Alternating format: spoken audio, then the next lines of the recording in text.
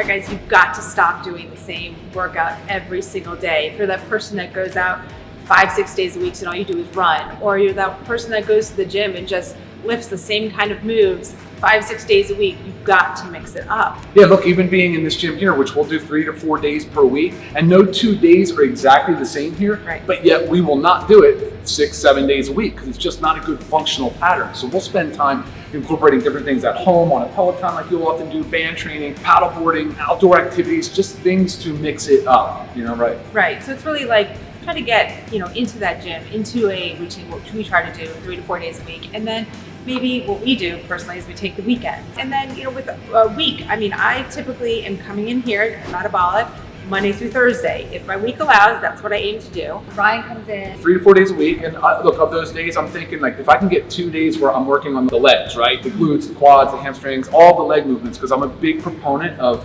developing like that lower body strength for mobility purposes. So as you age, really important to have that strong lower unit. And then I typically personally, I'll take Fridays and I'll see what I didn't really touch on during the class. I don't pick the workout when you take the class, right? So Monday through Thursday, I'm basically being told what to do. So I like to go on Fridays and kind of piece together maybe things I didn't do. If there wasn't a lot of heart rate work in here, I'll go and I'll spend more time working on my heart rate. Or if we didn't hit a lot of back, maybe I'll go to the gym and I'll work on that myself. So, on the weekends, always trying to incorporate being outside, being with our family, our kids, our dogs, whether it's running outside, bike rides, going to the beach, rucksack, paddleboarding, surfing, whatever it is, making sure we're outside and we're incorporating the whole family. So it's really, again, it's making sure you're touching all aspects of working out. Endurance, that's strength, flexibility. Yep. We go to yoga on Sundays. Sure. We try to.